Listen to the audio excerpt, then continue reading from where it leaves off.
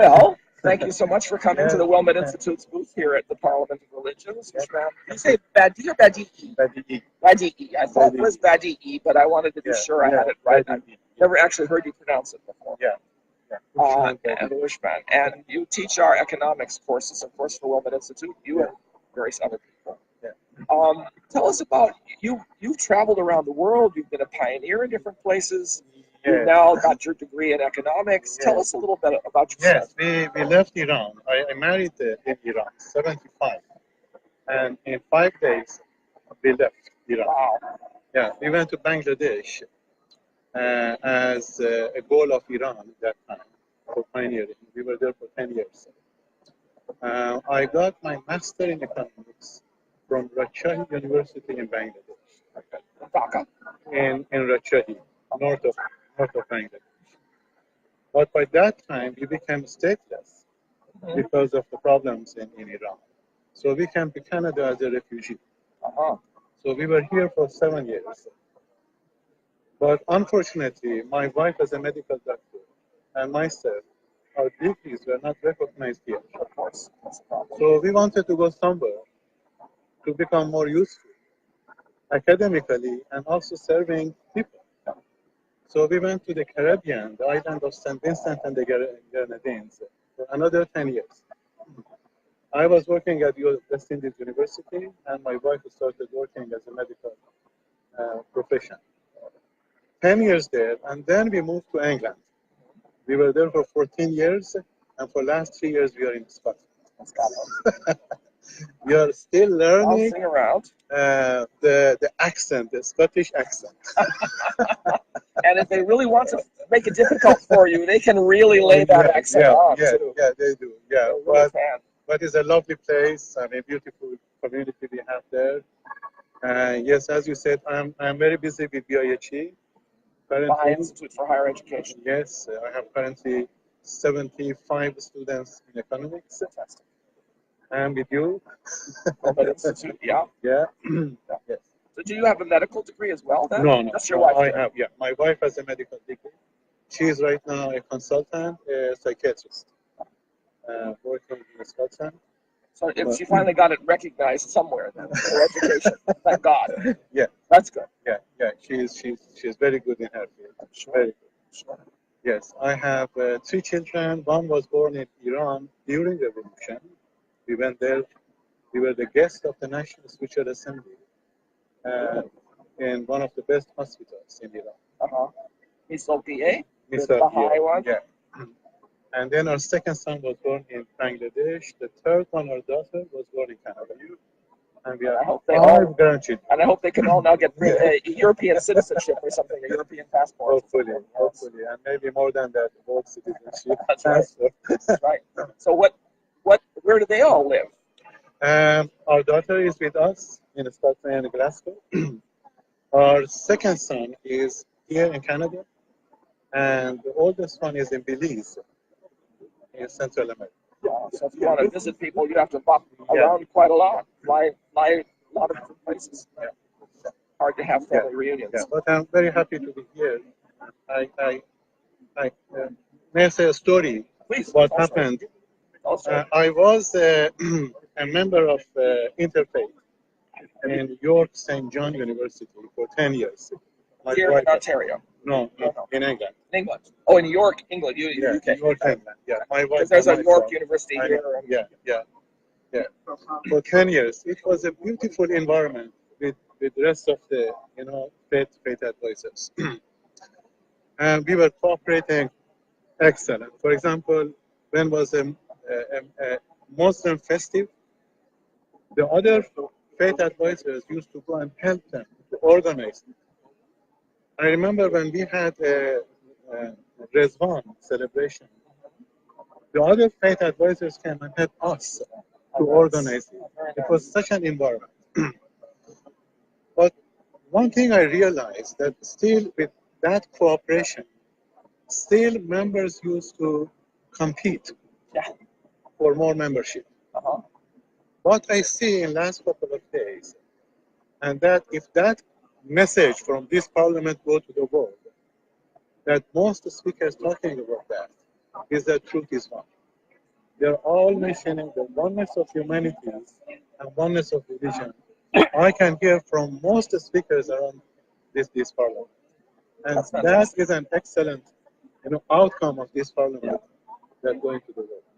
Tell us about your talk here in the parliament. My talk was, mainly in relation to economics. As you know, the secular thinkers usually try to get distance from religion. What I try to do is that using a definition that Abdul Baha'i is talking about the spirituality, and he's saying that spirituality is the higher nature of human being. And then there is a professor from Badee University in Scotland, and he has done some research. And he says that when social scientists and secular thinkers come face to face with problems, they recognize spiritual principles. Interesting. They may get distance from religion, but they cannot ignore spiritual principles. Yes. I mentioned yesterday in my talk the example of global financial crisis. I said that it started 2008, and all experts, including politicians, said that the root cause of problems was money. So they started to solve the problem through all kinds of policies that deal with money. Interest rate, printing money, austerity measure, everything. Usually in economics, bank regulation, all that. In economics, Rob, when we talk about these policies, we have to see the result in 2 years. In 2 years. 8 years passed, and still we have problems in America, and especially in Europe and rest of the world. The problem did not solve. Now, in last couple of years, look at the experts what they're saying. That the root cause of problem was not money. It was lack of trust, lack of truthfulness, lack of trustworthiness, and lack of management of money rather than money responsibility over the money. So exactly what Abdul Baha said and David Hay. When experts come face to face with the problems, they recognize spiritual principles. Very interesting. So that's really the basis. When people say, what is the relationship of spirituality and economics? That is a good example that the basis of economics must be ethics and spirituality. But you can't have a successful economy without trust. Exactly. Because people have to trust each other, pay later, to provide goods later. Exactly. And it's not just a matter of counting on courts to sue people because the courts aren't reliable. Exactly. It's all got to be based on trust. Yeah. But fortunately, in last few years, policymakers, politicians, they are recognizing that they have to deal with the spiritual principles when they want to make policies. They are using them. You know that poverty has declined in the last 10 years. Internationally, yes. Internationally. Measured on $2 a day or $1 a day. And it is predicted that absolute poverty is going to be eliminated forever in the next 10 years. Now, if you look at the reason for that, of course, multinational corporations are one reason. And we have to thank this multinational corporation, although they have problems, but they are doing something in poverty reduction. But policymakers and rich countries and rich people also showing compassion towards the poor people. They know that the problem of the poor is the problem of the rich. If we want to have a prosperous global community, we have to get rid of absolute poverty. And that requires, again, spiritual principles. And it's interesting you bring this up. Since you've been in Bangladesh, you have a real good sense of rural poverty, I'm sure, from that experience. Hugh Locke was here yesterday. I was interviewing him. He was talking about his efforts to do reforestation in Haiti, where there's 10% forest cover, 11% forest cover, an island that was 100% forest at one point. And he said that a third of the population of the earth is still smallholder farmers. And all of the policies for agribusiness have been steadily cutting them out of the economy, making their farms less economically viable. And of course, this forces them to leave the land, go off to the cities. The cities burgeon, become enormous places where you have poverty, you have poor infrastructure, and all that. How do you see spiritual values helping us to solve that problem of rural, I'll put this way, rural prosperity? I'll put it that way. Let me talk about Bangladesh. I don't know what was his perspective. My perspective from Bangladesh is different. First of all, we cannot use only spiritual principles. Right. We have to deal with other things. Science and technology is an important part of it. We have to look at the package if we want to solve poverty. With the spiritual principle, yes, they are very important, but we cannot ignore the role of education and technology and science. What happened when I was in Bangladesh in 1975? Bangladesh was one of the four poorest countries in the world. Right now, and you know that Bangladeshi people eat rice a lot. Morning, noon, night, rice is an important part of and it grows well there. What happened, thanks to Dutch engineers, they went to Bangladesh and they taught Bangladeshi farmers, even with a small piece of land, how to cultivate 3 times production of rice instead of 1 time. You're talking about 3 times per year. Per year, yeah. Right, yeah, the corn season allows that. Currently, when I was there 75, the population was 75 million. Right now, you know how many there are? 118 million people in Bangladesh. 180. 180. 118 million people, and they are self-supported from rice. And even I heard that they are exporting a little bit of the rice to Burma and Nepal. So the role of, yes, spirituality is important, but we cannot ignore the role of technology and science and education. So that is a combination we see in Bangladesh, that with a small piece of land, they are able to benefit from that package, not only spirituality, but a combination of that. And they are doing very well. I was there last year.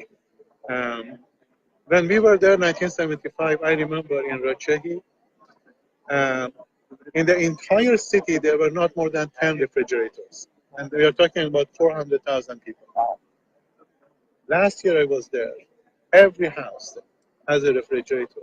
And of course, yeah, there are poor people in villages and other places. And they often have cell phones. Yeah. Or the old ladies have the cell phones and they rent them out. The rich poolers, they all have cell phones.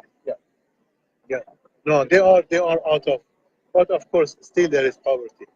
But poverty even is relative. Even when we talk about absolute poverty, still it is relative. Sure. Yeah. Well, it seems to me that who was the man who wrote the population bomb, Paul Ehrlich, one of those people, said that there are certain countries in the world that we'll have to just write off because they'll never develop. And Bangladesh was on his list in the 70s. In my research, Rob, I had to do a field research for my PhD, and I chose Bangladesh as my field research. And I met Professor Muhammad Yunus. Oh, yes, the Nobel Prize winner. Yeah, Nobel Prize winner. I went to his office. I had half an hour appointment. I was there for 2 hours. Excellent man. He is such a beautiful and a spiritual man. So the question I asked him was that, what are the reasons that Bangladesh has come out of this absolute poverty and people are now much better, you know? And it was very interesting. I mentioned that in my thesis. He mentioned 10 points. Most of them are in the Baha'i writings. Oh, that's fascinating. Yeah. I mean, now he's talking about the role of girls, not only in primary school, but also in higher education. Excellent. When I was there were only 4 major universities in Bangladesh. Currently, there are more than 100 universities in Bangladesh. And girls and women are in every occupation. You can see them everywhere. The women empowerment. That's one reason. And then reduction in corruption. and then the role of science and technology all in the agriculture, and a number of issues that he mentioned uh, are all in the Baha'i justice. That's fascinating. Yeah, That's fascinating. yeah. So the credit, microcredit bank, with a moderate rate of interest, Grameen Bank. yeah, I mean, he's doing it. 7 million women are supported by Grameen Bank Fantastic. and their family to come out of poverty. No, the microcredit has been an absolutely amazing development, and it's spread around the world. A lot of other places have been using it too. Yeah. I've been fascinated and followed that to the extent that as a layperson I've been able to. Yeah. So for the courses you teach for BIHE and for the Roman Institute on Economics, how would you say your approach is different, shall we say, from a university course in economics? Good question. You know that for BIHE, they didn't have this subject before. Right, okay, I didn't know that. So they asked me a couple of years ago to start this course. So we created the syllabus, and the syllabus went through a committee, and we changed it over and over the syllabus. And the idea was not only a formal economic course, but a kind of economic course that are that can be useful in our daily life. And therefore, we added a new concept, consciousness to economics. And that includes some of the spiritual principles and some of the ethical principles to every subject in economics. We started the classical economics, which is started with Adam Smith, right? And you know that Adam Smith and his book 1776, The Wealth of Nations. Classic text. Yeah, and still we are using that. Adam Smith started with a number of principles, including self-interest, including competition, and including, for example, a free market economy, that the role of government should not be there. Government is out of the picture. If you look at that time, we are talking about 1776, and that was the beginning of industrial revolution in England. That was an excellent approach that time. We needed competition. We needed self-interest. We needed government to be out of picture because we didn't have a government like today with all kinds of expertise to look at the market. They didn't have that. Much weaker government structure. Exactly. Yeah. So the approach of Adam Smith was excellent. It worked very well. It actually helped England and Europe. But then when we come to 1936, we see that John Maynard Keynes, without rejecting Adam Smith, he says that now is the time for a different approach. Now, remember 1996 is now we have a strong government, policymakers, the Bank of England is there, all type of policies. So Adam Smith, John Maynard Keynes is also right to introduce macroeconomics for a larger, for a global, for a national society. So both Adam Smith and John Maynard Keynes, they were right in their own time. Right, in the context. But I am saying today, Rob, that without ignoring Adam Smith, without ignoring John Maynard Keynes, we need a new model of economics for global society today. The model of Adam Smith is excellent for the Europe. Right, in 1776. The model of John Maynard Keynes is excellent for rich countries. But both systems ignore the poor countries. Both systems does not take into account farm and farmers and agriculture. More than half of the population of the world still are farmers. So we need a new approach, a new economic system for a global society. We have not reached there yet, and we cannot establish that overnight. But some of those principles are available in the Baha'i writings, including, for example, I was mentioning about a universal single currency, Right.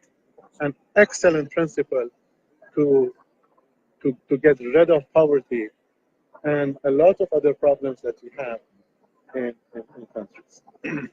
There's a tablet. I don't know if you want to keep going because it's very interesting, and I tend to not want to make these too long. But Abdul Baha, there's a tablet by Abdul Baha. It's in Mahmoud's diary.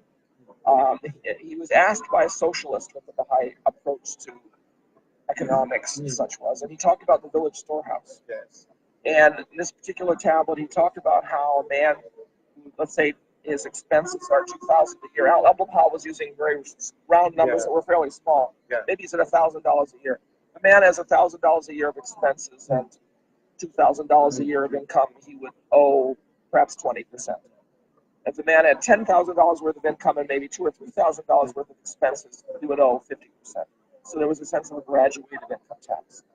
And then this village storehouse would pay the village's taxes, but it would also cover health care expenses and education and all of these different common needs. Yeah. It would also get, I think, 1/3 of the revenue from mines, which I always thought, well, that's awfully high. What would they do? But then it occurred to me, we have a real problem with a lot of mining ripping up the ground. Perhaps 1/3 is probably what you need to do in order to be able to repair the damage and to discourage excessive consumption of metals and encourage recycling. So I don't know what this is certainly part of the approach you're talking about, I would think. Yeah, of course. The approach Abdul Baha says is exactly graduated income tax, and in fact, it is better we say progressive income tax. Yes. Because graduated also may go down, and this is what all countries are losing. The progressive income tax is used in all countries. But the approach of village economy in a small scale, if we enlarge it to a global scale, we see that it is working. Imagine if that global scale, that village, now we have a whole government, and considering the whole globe as a village, that is an excellent idea. Yes. That the resources of the world be distributed justly and fairly among the world. One of the basic problems today we have is the distribution of resources. Not only material resources, but also human resources. Yes. Human resources are not distributed fairly. This country, Canada, in every square mile, 30 people live. Yeah, on average. In Bangladesh, 4,000 people live in every square mile. It's amazing that they feed themselves 4,000 per square mile. And interestingly, look at last couple of years. The idea of displacement and migration is now on the agenda of the government. They have to deal with the concept of displacement and migration. So the idea of global village, if we have a world government and having the world resources under their protection, under their control, a lot of problems that we have today, like poverty, like population, will be solved. In a number of countries, if you ask government what is the most important problem in your country, they say population is number one problem in a number of countries. And that global village, the example Abdul Baha said actually is very simple. Yes. Some economists may say that is too simplistic to apply that to a complicated economic system of the world. Right. In my view, it is not simplistic. It is simple, but it is working. Basic. It's basic, but it's practical. Yeah. It's working. That's interesting. That's really interesting. Well, thank you very much, Hooshmand.